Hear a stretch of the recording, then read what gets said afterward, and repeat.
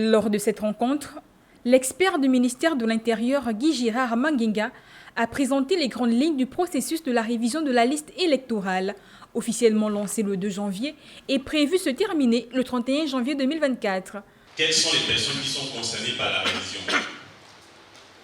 Ce sont essentiellement les primo-votants, donc les personnes qui vont voter pour la première fois. Il faudra vous y rendre pour pouvoir remplir les formalités. Ensuite, il y a tout électeur qui sollicite la radiation d'une personne décédée sur la liste. Vous pourrez également vous y rendre pour le faire. Il y a enfin tout électeur qui souhaite changer son centre de vote en raison du changement de domicile, du changement du lieu d'habitation. Le président fondateur de la Passion des autres a profité de cette tribune pour s'adresser particulièrement à la jeunesse gabonaise, soulignant son rôle clé dans la construction d'un avenir politique stable et représentatif.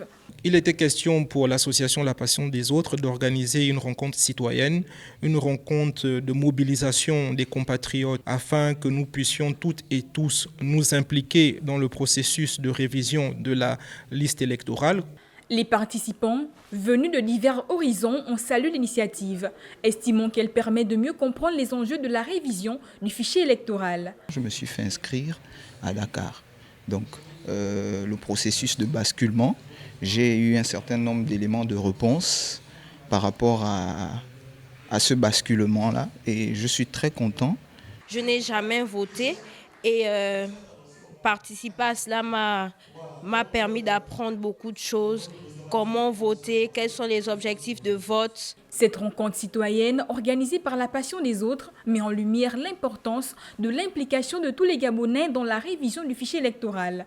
À travers des interventions claires et des messages mobilisateurs, le mouvement a su rappeler que cet exercice n'est pas une simple formalité, mais un acte fondamental pour la démocratie et la souveraineté populaire.